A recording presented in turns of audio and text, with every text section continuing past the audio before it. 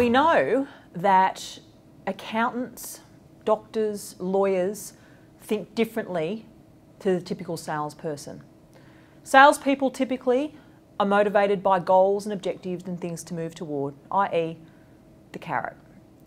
We know through the world of metaprograms and neuro-linguistic programming and basic communication tools that accountants, doctors, lawyers, proofreaders, editors are interested in the stick, i.e. they're motivated by consequence, by problems and things to be gotten rid of. What we need to do is to tailor our language in order to connect with them and influence their behaviour. Typically what has happened is that salespeople, financial advisors, when they've gone in to pitch their services to an accountant, let's say, well, they've gone in pitching their services based on what's important to them, i.e. the carrot. And then we've wondered why many of these financial advisors have not had a great deal of luck in aligning themselves to some of these centres of influence. And ultimately that's because there's a mismatch in terms of our communication style. If we want to connect and form an alliance with many of these accountants and lawyers, then we need to change our communication style in order to connect with them and to influence their behaviour, because we know that they're interested in the stick and not the carrot, like a typical salesperson.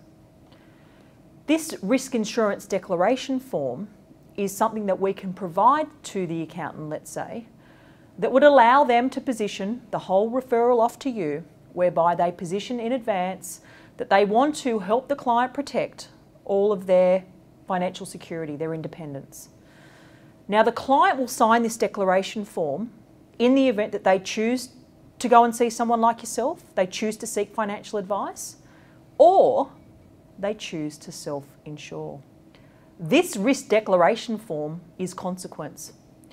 This is what we provide to the widow when she turns up on the doorstep wanting to know why she was never told about the importance of financial advice.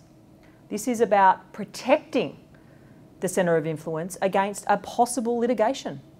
Because if the accountant knows that client's personal information and all of their financial affairs and hasn't actually referred that client off to seek advice around protecting their financial independence, then they may be liable and they may find themselves facing a possible lawsuit from the client who ends up having no cover in place if something unforeseen occurs.